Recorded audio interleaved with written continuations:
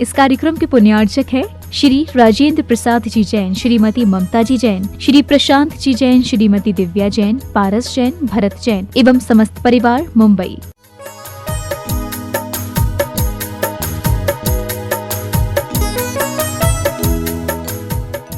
ओम नमः सिद्धेभ्यः, ओम नमः सिद्धेभ्यः, ओम नमः सिद्धेभ्यः।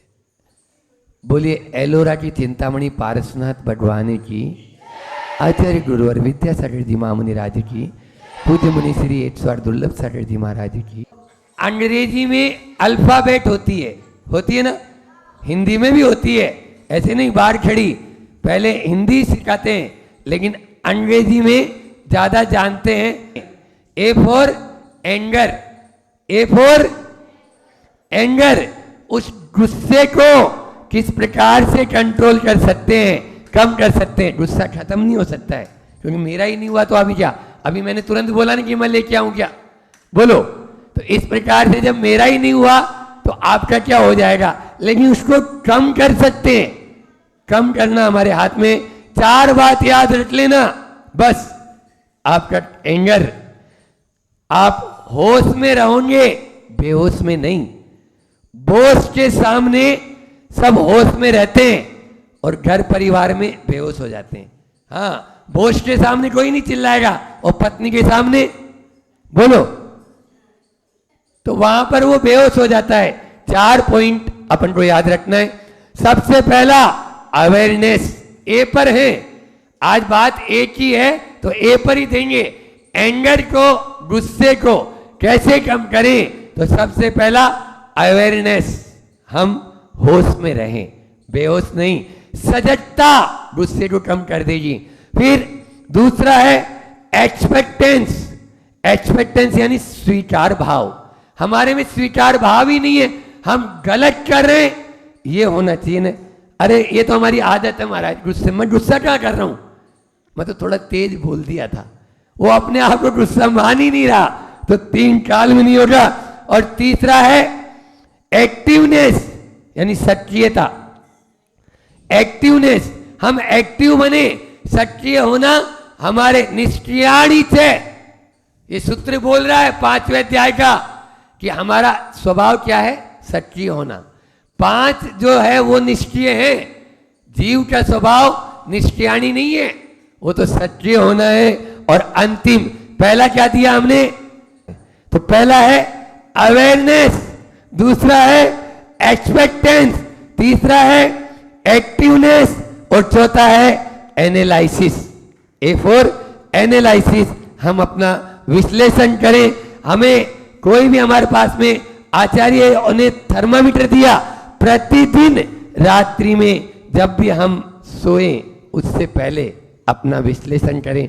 गुस्सा जरूर कम होगा, खत्म नहीं होगा लेकिन कम जरूर होगा। अपने गुस्से को हम कम करने के लिए इन 4 बिंदुओं को याद रखेंगे।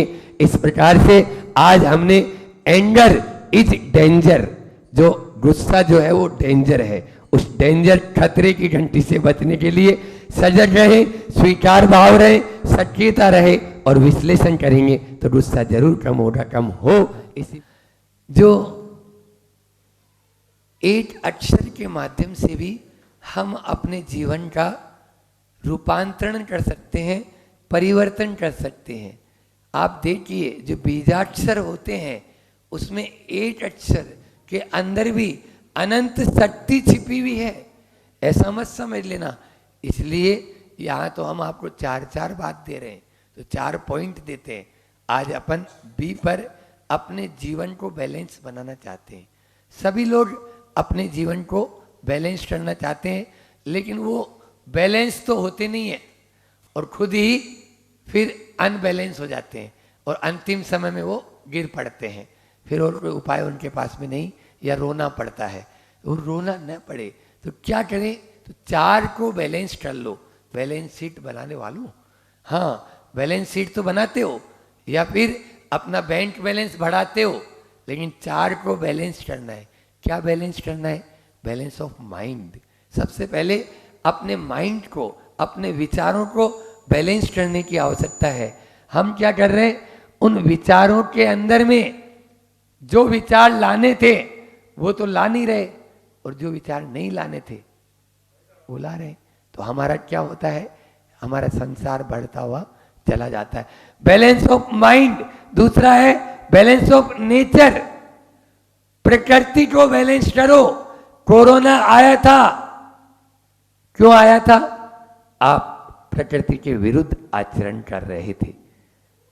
आप फास्ट फूड खाएंगे, आप पशुओं को मारेंगे, आप जानवरों की हिंसा से आप संवेदनशील नहीं बनेंगे, वृक्षों को काटेंगे, पानी को मिसयूज करेंगे, बिजली को आप ऐसे ही करेंगे, तो यही हालत होना है।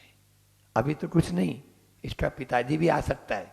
इसलिए आप अपने, कल भी मेरे कमरे में 4-5 युवा लोग बैठे थे। महाराज जी, आचार्य श्री जी ने ऐसा क्यों कहा कि 2025 तक 3 में से 1 को कैंसर होगा? मैंने बोला अभी नहीं, नेमावर में 2019 में जब चातुर्मास चल रहा था तब की बात है, और तब ये पेपर में आया था, और डॉक्टर्स लोगों ने आचार्य श्री जी के पास में बोला क्या है ये, 3 में से 1 को कैंसर। क्यों? Balance of nature.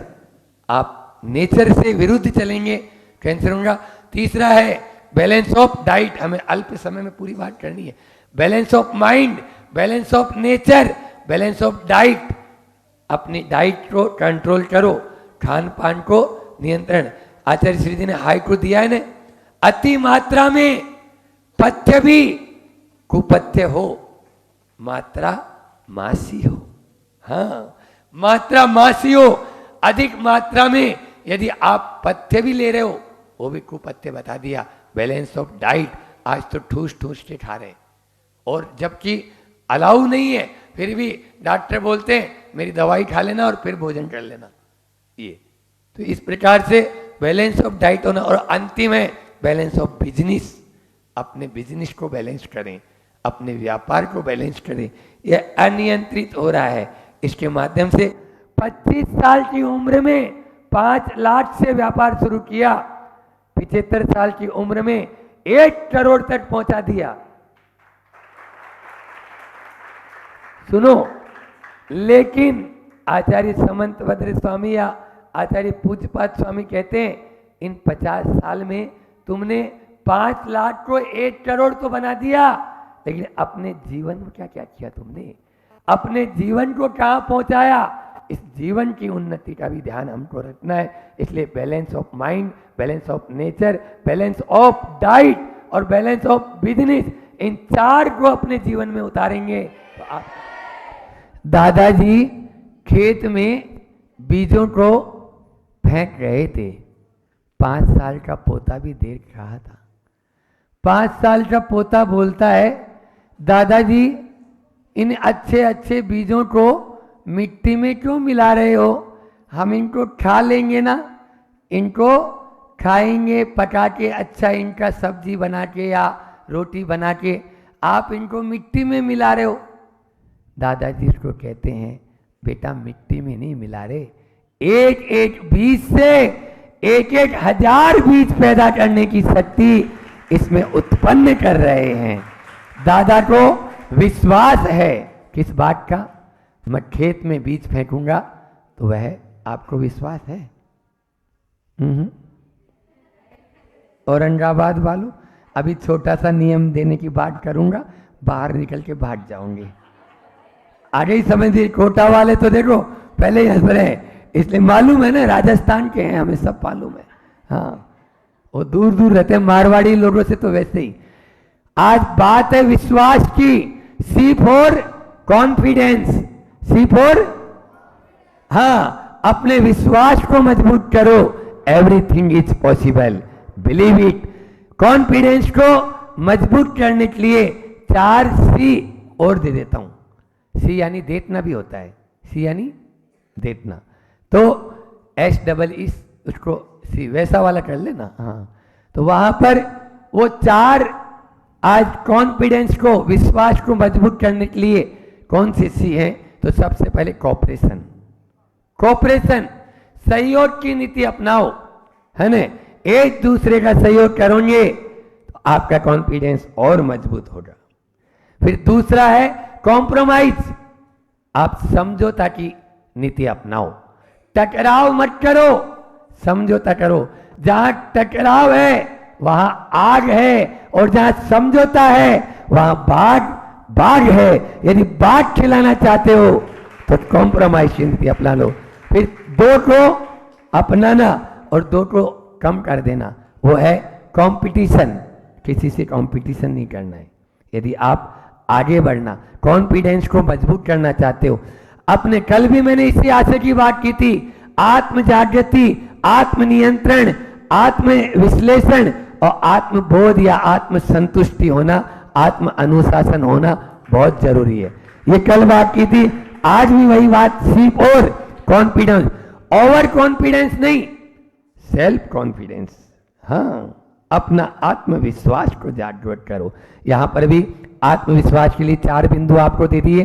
कोऑपरेशन करना, कॉम्प्रोमाइज करना, कंपटीशन नहीं करना, और कंट्रोवर्सी यानी विवाद। कंट्रोवर्सी यानी विवाद, कंट्रोवर्सी में नहीं फंसना। जहां पर फटा पजामा हो अपने आप को दूर कर लेना, लेकिन आप लोग फटे पजामे में पांव डालते हो। ये फटा पजामा में पांव डालने की आदत छोड़ो, विवाद से बचो। जहां पर ऐसा है कीप डिस्टेंस, दूरी बनाकर रखें। तो कोई भी कार्य शुरू करते हैं तो उसके लिए उस कार्य के प्रति समर्पण होना जरूरी है। प्रतिमा जो आप लोगों को श्रावक की प्रतिमाएं बता रहे हैं, उन 11 प्रतिमा कब बनती है? बोलो। पत्थर में प्रतिमा का रूप दिखा, लेकिन क्या शिल्पी ने उसमें प्रतिमा डाल दी? नहीं, उस पत्थर में ही प्रतिमा थी। बस हम छेनी और हथौड़ी के माध्यम से वो जो वेस्ट मटेरियल है उसको दूर कर दें तो निश्चित रूप से हमारे भीतर भी वह आकार प्रकट हो जाएगा जो अभी हम प्रभु की यहां पर सामने वंदना कर रहे हैं। प्रभु के चरणों में सबसे पहले वही शिल्पी उस प्रतिमा को प्रणाम करता है। क्यों? क्योंकि उस प्रतिमा ने या उस पत्थर ने अपना समर्पण कर दिया था। किनके चरणों में? शिल्पी के चरणों में। 4 बात है, आज डी पर बात करनी है, तो वो 4 बात को ध्यान रखना है। सबसे पहला डायरेक्शन, दिशा।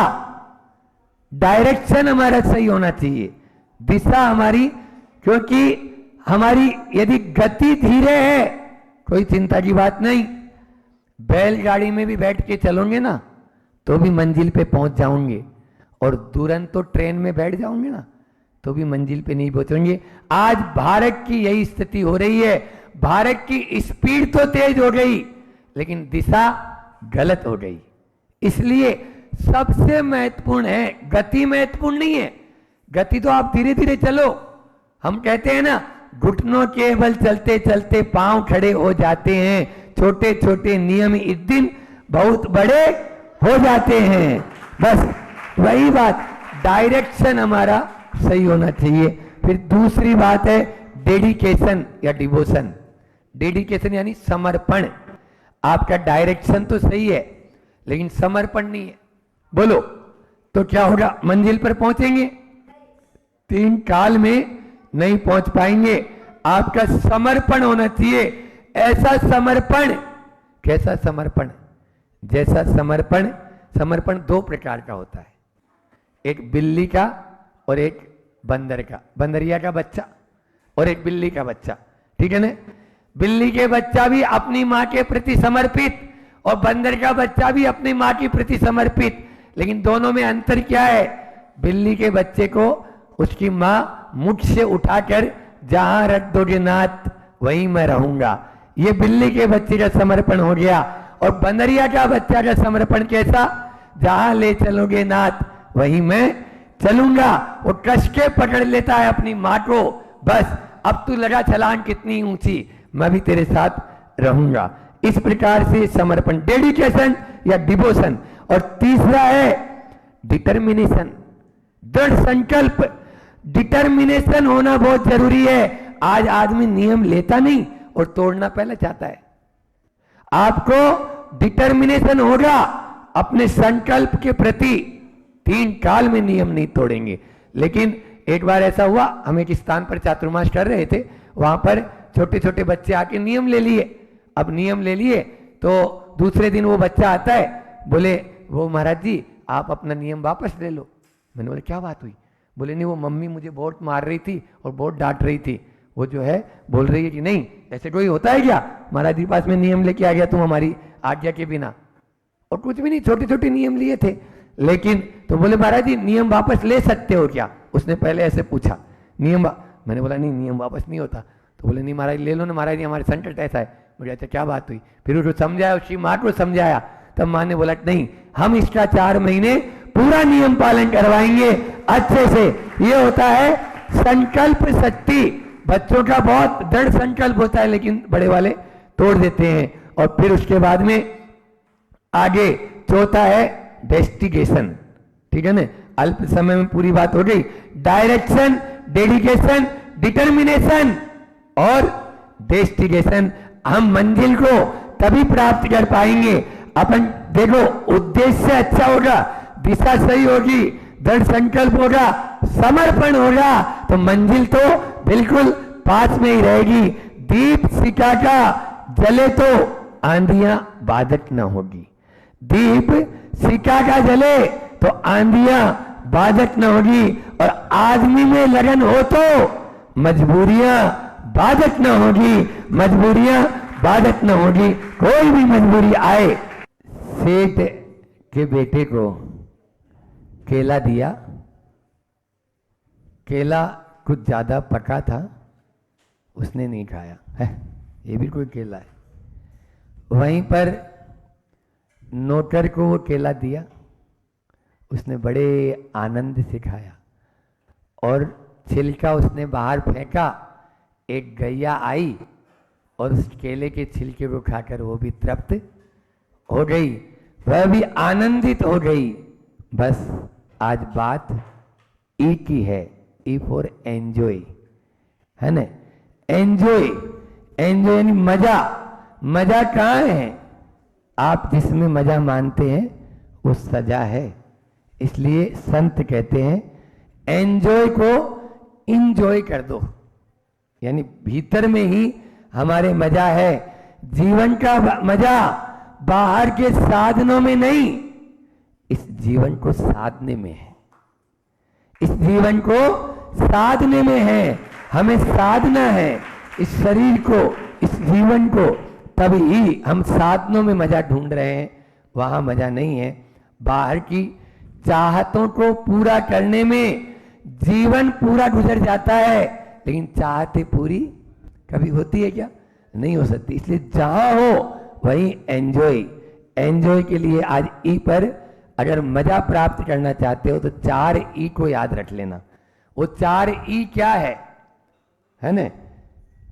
आजकल तो पूरा जमाना ही ई का ही आ गया है।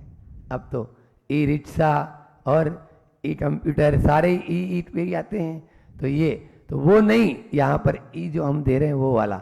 सबसे पहला है एंटर।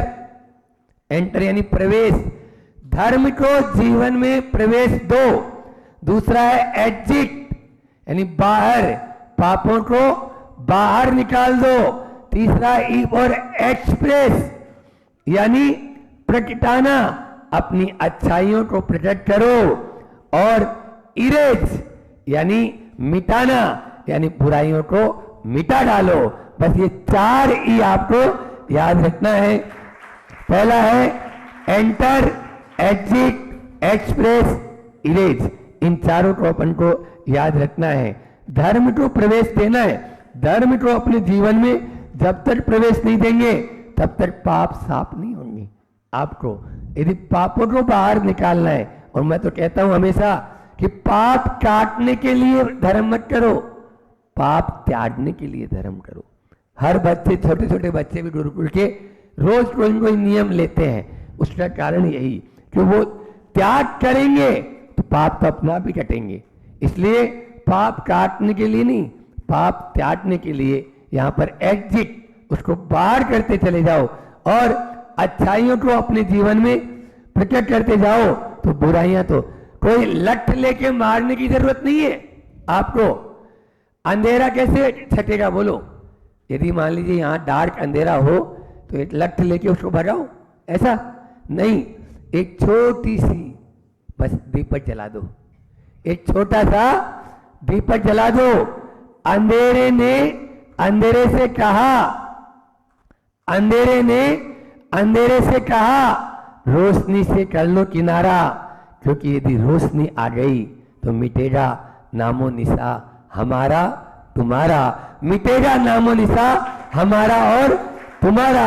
बस वो नामो निशा मिटाना है अंधेरे का, अपने अंदर में ज्ञान का उजाला प्रकट करना है। आंगन में बारिश का पानी भरा था, उस बारिश के पानी में चांदनी रात में चंद्रमा का प्रकाश उसमें पड़ रहा था। जो बड़े लोग थे वो उसको देखकर बड़े आनंदित हो रहे थे, लेकिन जो हमारी तरह मेरी तरह जो बाल लोग थे वो उसको पकड़ने की कोशिश कर रहे थे। ऐसे मानतुंड आचार्य ने भट्टामर में भी कहा है, उसको चंद्रमा को पकड़ने के लिए लालायित हो रहे हैं कि चंद्रमा पकड़ में आ जाए, लेकिन वो पकड़ में नहीं आता। बस यही संसार की वास्तविकता है, संसार की यही वास्तविकता है। What is the fact of life? आज ऐप पर बात करनी है और ऐप कहता है कि इस जीवन की सच्चाई क्या है, फैक्ट क्या है। फैक्ट की स्पेलिंग क्या होती है बच्चों? FACT, उसमें भी 4 ही शब्द हैं, ठीक है ना? तो 4 ही बात अपन को करना है। तो फैक्ट का ऐप कहता है कि फॉल्स है ये सारा संसार। फॉल्स मतलब झूठा, फॉल्स मतलब झूठा है ये सारा संसार। पहला ऐप कह रहा है। फैक्ट का ये कहता है एक्टिंग है ये पूरा संसार, ये नाटक है, ये सारा संसार नाटक है, इसमें अटक मत। फैक्ट का सी कहता है कि ये पूरा संसार कंट्रोल बाय कर्म, कर्म के द्वारा ये पूरा संसार चल रहा है। और फैक्ट का टी कहता है टेम्परेरी है ये पूरा संसार, यहाँ कोई भी परमानेंट नहीं है, सब टेम्परेरी है। समझ में आ रहा है? तो ये फैक्ट अपन को समझना है। फिर से फैक्ट का जो फॉल्स है ये पूरा संसार झूठा है, ये सपना है। सपना कभी अपना होता है क्या? नहीं होता है। यहाँ पर कहा आचार्य भगवान कहते हैं जीवन का ये दृश्य जगत एक बहुत गहरा सपना है।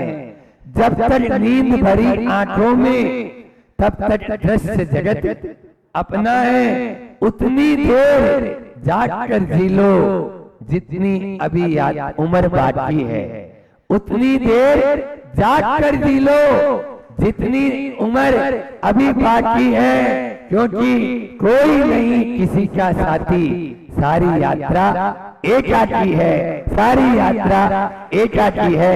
यही फैक्ट है। What is the fact of life? Fact का फॉल्स झूठा है ये संसार, ए कहता है एक्टिंग नाटक है ये संसार, सी कहता है कंट्रोल बाय कर्म, और टी कहता है टेम्परेरी। तंबू उठले उससे पहले अपना अच्छा स्थायी आवास बना लें, अपने स्थायी घर में पहुंच जाएं, तभी हमारी ये यात्रा सफल यात्रा कहलाएगी। मृदु माटी का संसर्ग पाकर बीज अंकुरित होता है, अंकुरित होता है और समय पर उसमें खाद पानी हवा आदि लगती है तो वह पल्लवित और पुष्पित होता है। पल्लवित और पुष्पित और फलित भी होता है, उसमें फल भी समय पर लगते हैं और वह धीरे धीरे अपने बीज की यात्रा जो फल तक पहुंची उसको सफल बना लेता है, सफल बना लेता है। हर व्यक्ति अपनी इसी यात्रा को विकास करना चाहता है और इसी विकास का नाम है ग्रोथ, इसी विकास का नाम है ग्रोथ। आज बात जी की है, जी फॉर ग्रोथ। लेकिन कौन सी ग्रोथ? 4 प्रकार की ग्रोथ आपको बताता हूं, आप स्वयं समझ जाएंगे कि कौन सी ग्रोथ हमको करना है। पहली है फिजिकल ग्रोथ, दूसरी है फैमिली ग्रोथ, तीसरी है फाइनेंशियल ग्रोथ। 3 एफ दे दिए, लेकिन ये सब फॉल्स हैं। कल बोला था ना मैंने, फिजिकल, फैमिली और फाइनेंशियल, ये ग्रोथ नहीं, आपको चाहिए मेंटल या स्पिरिचुअल ग्रोथ। यह हमारे लिए अनिवार्य है। यदि इस ग्रोथ को अपना लेंगे, क्या है महाराज जी ये, तो देखो फिजिकल ग्रोथ क्या होती है। फिजिकल ग्रोथ होती है, हम जन्म लेते हैं, सब 1 फीट के हुए थे, फिर धीरे धीरे बड़ा होना चाहते हैं, स्मार्ट दिखना चाहते हैं, सुंदर दिखना चाहते हैं, और तरह तरह की पोत के आते हैं सुबह सुबह ही, है ना, अपने चेहरे पर, और पाउडर लगा के आते हैं। ये क्या है, ये फिजिकल ग्रोथ चाहते हो आप लोग, चाहते हैं ना। लेकिन कहते हैं चढ़ता सूरज धीरे धीरे ढलता है, ढल जाएगा, ढल जाएगा, ये सब की ये तो होना ही है। फिर फैमिली ग्रोथ, पहले मान लीजिए हमें अपनी फैमिली का ही मालूम नहीं, पता है कि आप लोग, मैं आपसे पूछूं आपके दादाजी के दादाजी के दादाजी का क्या नाम था, बोले महाराज क्या पूछ रहे हो, बोलो क्या हुई, गई फैमिली ग्रोथ भी। फिर इसके बाद में फाइनेंशियल ग्रोथ, फाइनेंशियल ग्रोथ चाहते हैं सब, बढ़ना तो चाहते हैं, लेकिन क्या ये स्थिर रहती है। एक आदमी अर्श पर है, वो कब फर्श पर पहुंच जाए, और जो फर्श वाला है कब अर्श पर पहुंच जाए, कोई पता नहीं। तो ये सब स्थिर नहीं है, ये तीनों ग्रोथ हमारे काम की नहीं। हाँ, इंटरनल ग्रोथ कौन सी है, स्पिरिचुअल, जिसको बोलते हैं आध्यात्मिक ग्रोथ, यह है जिस पर अभी समाधि तंत्र प्रवचन चल रहा है ना, पूरा दिन में आएंगे तो पूरा मिलेगा आपको। इसलिए बस उसी आध्यात्मिक ग्रोथ को अपनी भावना बनाना है, और वही हमारे विकास का कारण है। यदि आध्यात्मिक ग्रोथ होगी तो ये तीनों ग्रोथ तो एक साथ होगी। हमारी आध्यात्मिक ग्रोथ भी, हम उसमें भी आगे बढ़ते जाएं, और उसके साथ में तीनों ग्रोथ अपना आप चलती चली जाएगी। और H for habit, H for habit, हमने बताया था कि हैबिट शब्द स्वयं बोल रहा है कि कुछ न कुछ उसमें बचेगा। बस आदत को, आदत 2 तरह की होती है, अच्छी आदत भी होती है और बुरी आदत भी होती है। तो अच्छी आदत को अपनाना है और बुरी आदत को, बोलो ना, आवाज नहीं आई तो पहले ही बोल लेते, भैया यार हमारे गले को 2-4 बार तुम पुश करवाते हो आप लोग, धक्का मार गाड़ी स्टार्ट कब होगी, कब तक चलेगी।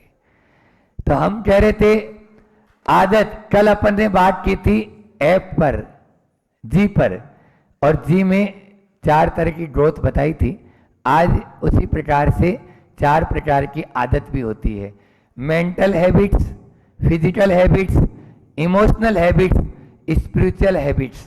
यानी कुछ मेंटल हैबिट्स मतलब मानसिकता ही रहती है, आलसी टट्टू, उठता ही नहीं। कुछ लोग होते हैं प्रमादी, धीरे धीरे ही करने की आदत रहती है, धीरे धीरे धीरे धीरे, बिल्कुल आराम से। कुछ लोग फास्ट चढ़ते हैं, तो अलग अलग है। तो ये क्या है, ये सब की ये मेंटल हैबिट्स है उनका, यानी आप उनको कितना भी कुछ भी कहो कोई फर्क नहीं पड़ेगा।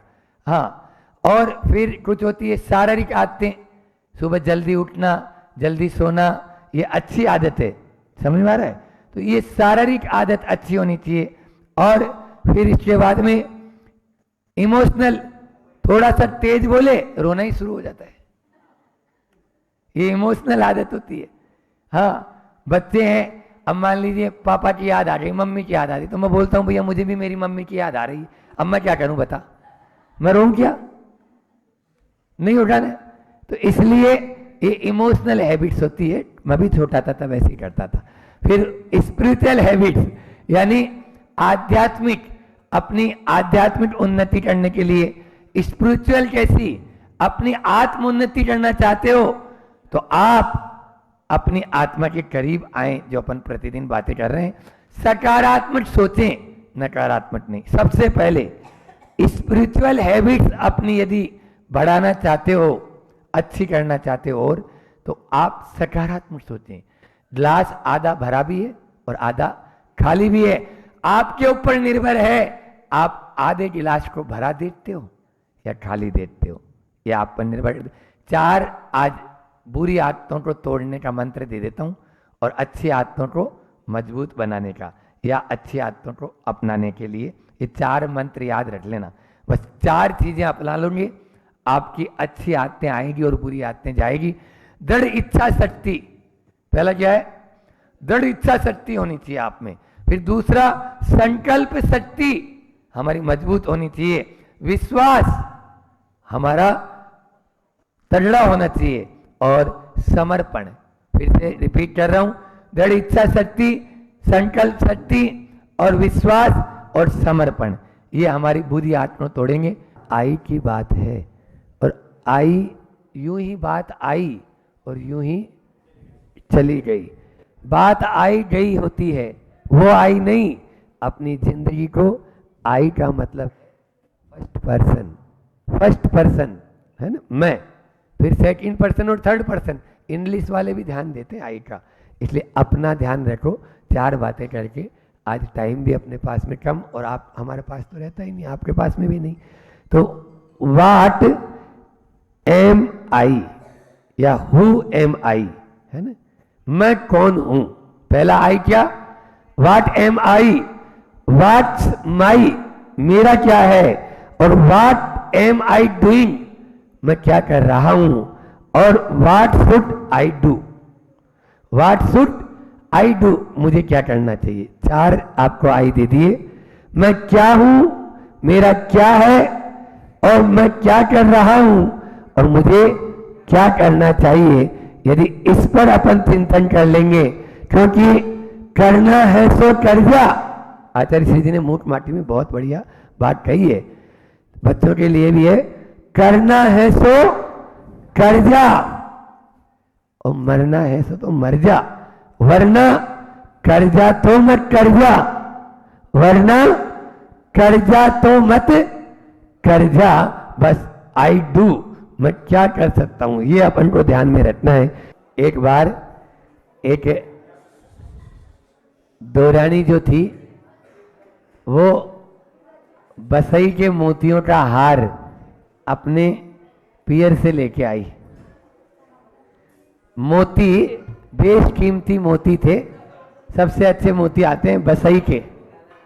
तो वो बसई के मोतियों का हार अपने पियर से लेके आई, और अपनी बड़ी दीदी को बताते हुए बोली कि यह हार माँ ने दिया है। लेकिन उस हार को देखते ही उसके मन में, जो अक्सर होता ही है महिलाओं में, तो ये विशेष तौर से बस जलन हो गई, ईर्ष्या हो गई। आज बात भी तो जेब पे करनी है ना, ज्वेलसी, ज्वेलसी यानी जलन। तो उसने तुरंत बोला कि मुझे बताओ ये हार, मैं अपने दांतों से इसको चेक करूंगी कि ये असली है या नकली मोती है। तो दौरानी तुरंत बोलती है कि बहन, असली हार को चेक करने के लिए दांत भी तो असली चाहिए ना, असली हार को चेक करने के लिए दांत भी असली चाहिए। बस ज्वेलसी में एक दूसरे से जलन में ही हम अपने आप को नीचे गिरा लेते हैं। 4 बात करूंगा ज्वेलसी पर कि ज्वेलसी होती क्यों है। किसी की प्रशंसा नहीं सह पाना तो जलन होती है, किसी की प्रगति नहीं सह पाना तो जलन होती है, किसी के गुणों की को नहीं सह पाना, प्रशंसा, प्रगति, गुणों को नहीं सह पाना तो जलन होती है। और अंतिम तो बहुत ही अच्छा है, ये चौथा है कि अपनी योग्यता और अपात्रता की अनदेखी कर सामने वाले पर आरोप लगाना। अपनी योग्यता और अपात्रता की अनदेखी कर सामने वाले पर आरोप लगाना। लेकिन मैं वो डॉक्टर नहीं कि आपको ज्वेलसी तो बता दी, 1 मिनट में सब करना है, तो उसका उपाय भी बताना है। उपाय के लिए सबसे अच्छा गुणानुरागी बने, गुणानुरागी, दूसरों के गुण देखेंगे। आप मेरी भावना में पढ़ते हैं, गुण ज्ञान का भाव रहे नित, दृष्टि न दोषों पर जाए। दोष तो सब में है, लेकिन गुणों की तरफ दृष्टि रखेंगे तो आपकी ईर्ष्या या जलन कम होगी। दूसरा है प्रशंसा दे और प्रेरित हो। दूसरा, यदि आपको कोई प्रोत्साहन दे रहा है तो उससे प्रेरित हो और प्रेरणा या प्रशंसा दे, दूसरों की प्रशंसा करना सीखो। और तीसरा है अपनी लाइन लंबी करो। अपनी लाइन लंबी करें, दूसरों की लाइन को मिटाए नहीं। आज हम दूसरों की लाइन को मिटा देते हैं। केकड़ा और मछली की तरह होता है। केकड़ा दूसरी टांग खींचता है और मछली क्रॉस करके आगे बढ़ जाती है। और अंतिम चौथा है, हर जगह सकारात्मक सोचें। यदि हम सकारात्मक सोचेंगे तो हमारी ज्वेलसी कम होगी।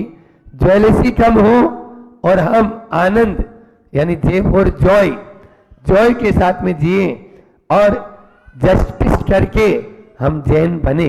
ये 4 जे और दे दिया, ज्वेलसी, जॉय, जस्टिस और जैन, तभी हम सच में जैन बन पाएंगे।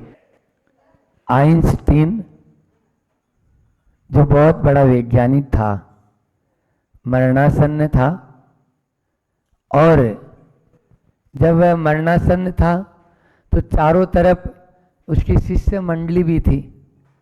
शिष्य मंडली ने पूछा, सर आपने तो इतनी बड़ी बड़ी खोजें की है, आपकी कोई खोज अधूरी रह गई हो तो हम उसको पूरा कर देंगे।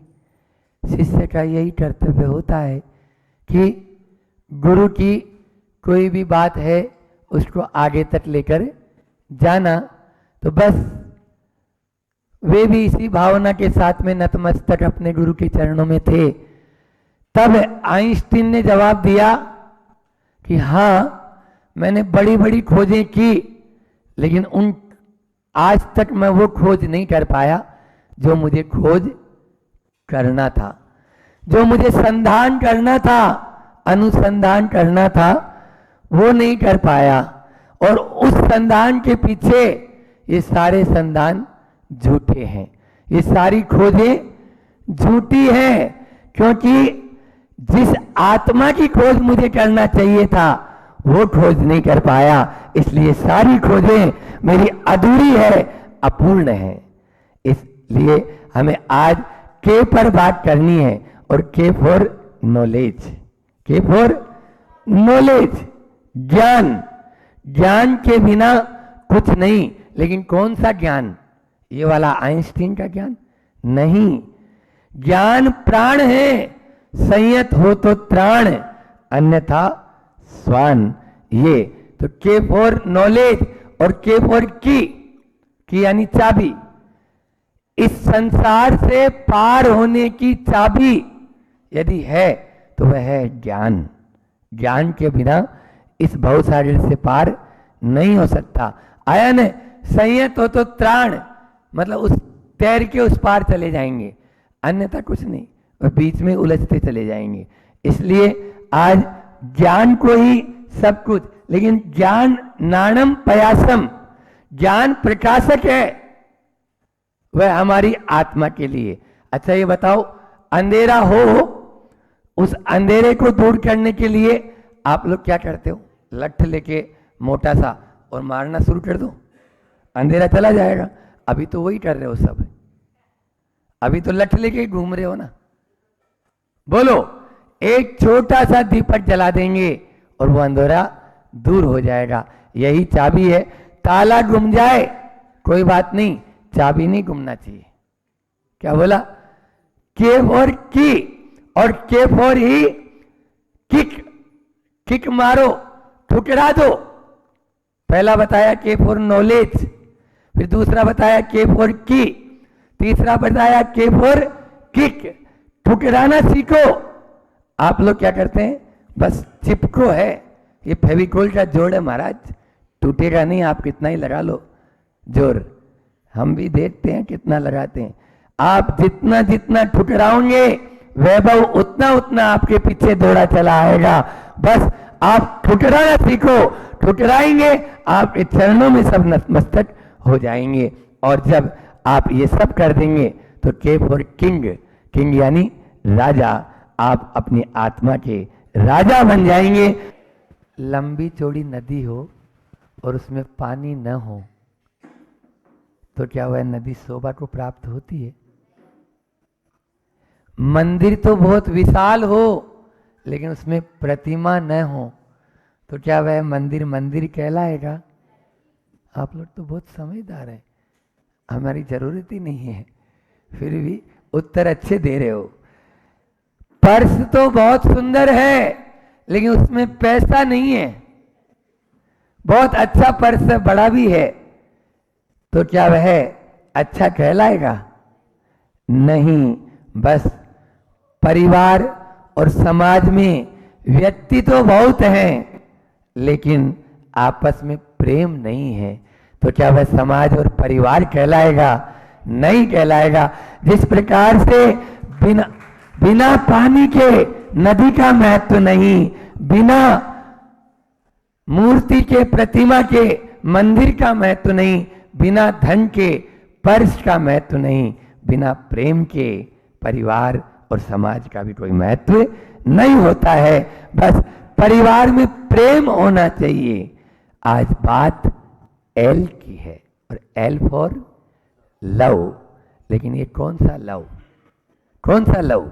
हाँ, आजकल केवल नाम का लव बचा है। बोलते हैं ना प्रेम का फ्रेम बचा है, और अब तो फ्रेम भी नहीं बचा। हाँ, फोटो तो गायब ही हो गई, दिखावटी प्रेम बच गया है। 4 प्रकार के प्रेम की बात करके वाणी को विराम देंगे क्योंकि अभी इतना समय आपके पास में नहीं है और हमारे पास में भी कम रहता है। इसलिए 4 प्रकार के प्रेम में सबसे पहला प्रेम जो है वो है आकर्षण का प्रेम। आकर्षण दिखा यानी जो है केवल मात्र आकर्षण है, तब तक तो उसके प्रति हमारा प्रेम है। और जैसे ही वो विकर्षण में माचिस की तिल्ली होती है ना, उसको रोगन होता है, तब तक माचिस की डिब्बी में रखता है आदमी और फिर घिस रगड़ कर उसका अपहरण कर लिया जाता है और फिर हर एक का दूर से दूर फेंकने का मन ललचाता है। ऐसी स्थिति इंसान के साथ होने लगी है। यूज एंड थ्रो ये हो गया। अरे अब तो यूज एंड थ्रो क्या, विदाउट यूज एंड थ्रो हो गया है। चलो फिर उसके बाद में सुविधा का प्रेम। जब तक सुविधा मिल रही है गधे को भी बाप बना लेता है और सुविधा मिलना बंद, बाप को भी डैश डैश डैश। फिर उसके बाद में दिखावटी प्रेम, केवल दिखाने का प्रेम है। मुनियों के साथ में या संतों के साथ में भी होने लगा है। हाँ, वो महाराज के संपर्क में क्यों आ रहा है, आगे पीछे क्यों घूम रहा है? ताकि मेरी बेटी का ब्याह हो जाए। बेटे का ब्याह नहीं हुआ क्या करूं? अब तो ऐसा सोचेंगे वाह संतान सागर जी आगे आगे पीछे चलता है, चलो अपनी बेटी तो दे ही दो। ऐसा हो जाता है। क्या है ये सब? ये दिखावटी प्रेम कहलाता है। इन सब प्रेम से ऊपर उठो। पहला बताया आकर्षण का प्रेम, दूसरा सुविधा का प्रेम, तीसरा दिखावटी प्रेम, और जो चौथा प्रेम है वो वास्तविक प्रेम कहलाता है, जिसको निस्वार्थ भावना कहते हैं, जो यथार्थ में प्रेम है, और वो है आध्यात्मिक प्रेम। समझ में आया? आध्यात्मिक प्रेम निस्वार्थ, निश्चलता, जिसमें कोई लेन देन की भावना नहीं रहती है। यदि ये हमारे जीवन में आ जाएगा, हमारा प्रेम समाज, हमारा परिवार एकजुट हो जाएगा। कहते हैं जा घट प्रेम न संचरे, ता घट जान मसान, जैसे खाल लोहार की, श्वास लेत बिन प्राण। जैसे वो लोहार की धोतनी होती है, वो श्वास लेती है और छोड़ती है, ऐसे ही हमारा शरीर है, श्वास लेता है और छोड़ता है। यदि प्रेम नहीं है तो कुछ भी नहीं है। आज बात लव की है। इस लव का वास्तविक अर्थ क्या होता है? एक माताजी, विज्ञानमती माताजी ने एक पुस्तक लिखी है, पलायन क्यों। वो पुस्तक इंग्लिश में भी है, हिंदी में भी है, शायद मराठी में भी हो गई, तो आप उसको जरूर पढ़ें। पतली सी पुस्तक 5-6 रुपए की, 5 रुपए की होगी, वो जरूर पढ़ेंगे। प्रेम क्या है ये जरूर आप पढ़ लेना, उस पुस्तक से आपको मालूम चले। जब तक वह गिरता नहीं तब तक वह चलना सीखता है क्या? बोलो। लेकिन बच्चे का वह गिरना आप खराब मानते हैं क्या? नहीं मानते। लेकिन कोई व्यक्ति है बड़ा आदमी और वह चलता चलता गिर जाता है, यहाँ से अभी मान लीजिए पहाड़ के ऊपर जा रहा है तो रास्ता तो आप जानते ही हो कैसा है ना? उसमें डिस्को डांसर करता हुआ चलता है आदमी, और यदि जो डिस्को डांस जानता है वो चल लेगा और जो नहीं जानता है वो फिसल जाएगा। क्यों? ऐसे ही होता है ना, उसके अनुसार बैलेंस बना। हमारी बहनें तो ये तो बंद ही कर दी है जाना। तो ऐसा ही एक होता है गिरना, चलाकर गिरना, और एक होता है सीखने के लिए गिरना। गिर तो हम भी रहे हैं महाराज जी, और हम दोनों ही गिरते हैं रोज। क्यों गिरते हैं? क्योंकि हमारा गुणस्थान ही ऐसा ही है, छठवां और सातवां, छठवां और सातवां, गिरना और चढ़ना, गिरना और चढ़ना, ये लगा ही रहता है। लेकिन वो गिरना किसके लिए? चढ़ने के लिए होता है। लेकिन जो चलाकर गिर रहा है उसको कहते हैं मिस्टेक, गलती। आज बात एम की करना है, और एम फॉर मिस्टेक। अपनी गलती को दूर करना चाहते हो तो इन 4 एम पर ध्यान दे लेना है। पहला है मिसयूज, अपने जीवन का मिसयूज मत करो, अपने शरीर का मिसयूज, अपने धन का मिसयूज, अपने समय का। एक है आपके झुंझुना है ना, उसको बोलते हैं समय चोर। उसका नाम क्या है? मोबाइल नहीं, एम फॉर मोबाइल भी होता है। हाँ, एम फॉर मोबाइल नहीं, एम फॉर माला भी होती है, एम फॉर मंच भी होता है। लेकिन मैंने मंच माला मोबाइल पे नहीं बोला, मैंने बोला है मिसयूज मत करो। क्या का? आप समय का, शरीर का, शक्ति का और संपत्ति का मिसयूज नहीं करना, ठीक है? फिर उसके बाद में मिसगाइड, आप हमें मिसगाइड नहीं करना, न मिसगाइड होना है और न मिसगाइड करना है। फिर तीसरा है एम, मिसकंडक्ट। मिसकंडक्ट का मतलब क्या होता है महाराज जी? मिसकंडक्ट का मतलब होता है कदाचार, कुत्सित आचार, इसको बोलते हैं मिसकंडक्ट। तो यह भी माता पिता के प्रति, गुरुजन के प्रति, समाज के प्रति और राष्ट्र के प्रति कभी भी दुराचार मत करना, यदि आप आगे बढ़ना चाहते हो तो। समझाया? तो पहला बताया मैंने मिसयूज, दूसरा बताया मिसगाइड, तीसरा बताया मिसकंडक्ट, और चौथा तो बहुत अच्छा है मिसबिहेव।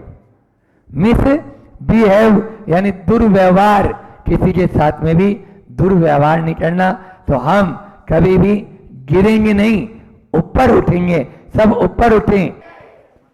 एक इंटरव्यू में 2 युवक पहुंचे और उन दोनों युवकों का वहां पर इंटरव्यू होना था। एक युवक से पूछा MBA की फुल फॉर्म बताओ। मुझे बिगाड़ना आता है, MBA, मुझे बिगाड़ना आता है, जाओ बाहर। और दूसरे युवक से पूछा MBA की फुल फॉर्म बताओ। मुझे बनाना आता है, मुझे बनाना आता है। बस इतना पूछा और आप सब जान गए होंगे क्या हुआ होगा, उसको नौकरी मिल गई। तो ये नौकरी मिल गई किस कारण से मिली? एक ने नेगेटिव सोचा और एक ने पॉजिटिव। आज बात एंड की करनी है, बस उस नेगेटिविटी को दूर करो। संत कहते हैं जहां नेगेटिविटी है वहां नरक है, और जहां सकारात्मकता है वहां स्वर्ग है। नकारात्मकता जहां, नरक वहां, और सकारात्मकता जहां, स्वर्ग वहां। इसलिए स्वर्ग और नरक नहीं देखा आपने भी और हमने ही, मान लीजिए पहले देखा, लेकिन अभी तो नहीं देखा ना। लेकिन जहां अपन उल्टा उल्टा उल्टा सोचेंगे वहां पर चिंता आएगी, तनाव आएगा, अवसाद आएगा, डिप्रेशन आएगा, डीप डिप्रेशन आएगा। ये सब केवल मात्र नेगेटिव। हमारा नेगेटिविटी से बचे कैसे? बस वही 4 बात आपको बता देते हैं। सबसे पहले अपने माइंड को मजबूत रखें, माइंड जो है ना, इसको मजबूत रखो। तन कमजोर होगा चल जाएगा, लेकिन माइंड मजबूत होना, इसके लिए आपको अभी सवेरे सवेरे हम बच्चों को योगा और प्रार्थना कराते हैं ना, तो उसमें बताते हैं दीर्घ श्वास, प्रसाद सागर जी महाराज का फार्मूला है, लंबी और गहरी श्वास, ये आपके माइंड को मजबूत करेगी। दूसरी बात, व्यर्थ का कूड़ा कचरा इसमें मत भरो। वैज्ञानिक भी मानते हैं कि नगर पालिका के कूड़ेदान में उतना कूड़ा कचरा नहीं जितना यहां भरा हुआ है। हाँ, वो नगर पालिका कूड़ा से भी ज्यादा यहां भरा हुआ है। वो तो रोज गाड़ी आती है और साफ हो जाता है, इसको कब साफ करोगे? साफ कीजिए। तो व्यर्थ का कूड़ा कचरा इसमें न भरने दो। सकारात्मकता को हावी अपने अंदर होने दो। सकारात्मकता रखेंगे तभी। ग्लास आधा भरा है और आधा खाली भी है, आप पर निर्भर है, आप आधा खालीपन देखते हैं या आधा भरापन। और मन को अच्छी खुराक दो। 4 हो गए। मन को अच्छी खुराक दो। तन को खुराक नहीं देंगे, तन सुस्त हो जाता है, लेकिन यदि मन को खुराक नहीं देंगे तो मन भ्रष्ट हो जाता है, भ्रष्ट हो जाता है। इसलिए तन सुस्त होगा चलेगा, लेकिन मन को भ्रष्ट होने से बचाएं। तो 4 बात याद रखेंगे। माइंड को मजबूत बनाएं, व्यर्थ का कूड़ा करकट इकट्ठा मत होने दो, सकारात्मक सोचें और मन को अच्छी खुराक दें। हम सब नेगेटिविटी से बचें। अल्फाबेट की श्रृंखला है। ओ की बात है। बात ऐसी है कि एक सेठ पेट्रोल पंप पर पेट्रोल बनाने के लिए आया अपनी BMW गाड़ी में। BMW में वह पेट्रोल भराने आया। अब साधारण सेठ तो था नहीं, लेकिन जैसे ही उसने पेट्रोल पंप में जो पेट्रोल भर रहा था उसके चेहरे को देखा तो पहचाना कि इसको जरूर अगर अच्छा कुछ दिया जाए तो यह ऊंचा उठ सकता है। वो जैसे ही पेट्रोल पूरा भराया, उसने अपनी जेब से कार्ड निकाला और वो कार्ड उस पेट्रोल पंप भरने वाले उस लड़के को दिया कि कभी ज़रूरत पड़े तो आ जाना मेरे पास। बस इतना कहा और अपनी गाड़ी स्टार्ट की और चलता बना। क्या पता क्या सूझी उस व्यक्ति को। अरे ऐसे आते हैं बहुत लोग और चले जाते हैं। उसने उस कार्ड को फेंक दिया। थोड़ी देर बाद में ही वो स्वीपर आया, उसने देख लिया था वह कार्ड, अच्छा ये कार्ड है, और बस वह उस सेठ के यहाँ पहुँच गया और वह एक अच्छा बड़ा आदमी बनने लगा। धीरे धीरे धीरे धीरे उसको वह जो अवसर मिला। तो एक दिन वह भी BMW में उसी पेट्रोल पंप पर आता है और उस जो अभी 1-2 साल में अब थोड़ा पहचानना बंद हो गया, तो उस व्यक्ति से बोलता है पेट्रोल भरने वाले से, क्यों पहचाना? नहीं, याद करो, नहीं पहचान पा रहा हूँ। मैं वह स्वीपर हूँ जो आपके यहाँ पर झाड़ू लगाता था। जिस दिन वो कार्ड आपको दिया था आपने फेंक दिया था, मैंने उस कार्ड को उठा लिया था और आज मैं उस व्यक्ति की तरह बन गया जैसा वो व्यक्ति आपको बनाना चाह रहा था। ये होता है अपॉर्चुनिटी, अवसर। अपॉर्चुनिटी, अवसर मिलना, अवसर का लाभ उठाना, अवसर को खो देना और अवसर की प्रतीक्षा में ही बैठे रह जाना। 4 बात अपने दिल और दिमाग में अच्छे से बैठा लो। Opportunity, opportunity is nowhere. मैंने अभी लिखा अपॉर्चुनिटी इज नोवेयर। अवसर कहीं नहीं है, बस आपको क्या करना है, नोवेयर। उस नो को उठाकर W के पास में ले आओ तो क्या हो जाएगा? Opportunity is now here. Opportunity is now here. Opportunity यही है, अवसर सब जगह है, केवल आपको योग कैसे दुर्लभ है, योजक जो है वो दुर्लभ होता है। बस उस व्यक्ति ने तो अपने अवसर का लाभ उठा लिया, एलोरा वालों आपको कितना लाभ, हालांकि मिल रहा है और उठा भी रहे हैं, ऐसी बात नहीं है। तो अवसर का लाभ मिलना, अवसर मिलना, आपको मिला है ये अवसर, बस खोना नहीं है, उसका लाभ उठाना है। और कुछ लोग हैं जो प्रतीक्षा में ही रह जाते हैं, लेकिन वह लाभ तभी मिल पाता है साधु संत का लाभ तो कि जब आपका भव भागनवश जोगी वसा है, ऐसा ही लाभ होता है। और फिर एलोरा वाले के लिए तो ऐसा लगा जैसे देव ने बिल्कुल छप्पर फाड़ के दे दिया हो। निश्चित रूप से बड़बाड़ी तो है आपके भाग्य की, अवसर की, हम भी सराहना करते हैं। बोले अहिंसा परमो धर्म की। आचार्य गुरुवर विद्यासागर जी महाराज की। इस कार्यक्रम के पुण्यार्चक थे श्री राजेंद्र प्रसाद जी जैन, श्रीमती ममता जी जैन, श्री प्रशांत जी जैन, श्रीमती दिव्या जैन, पारस जैन, भरत जैन एवं समस्त परिवार, मुंबई।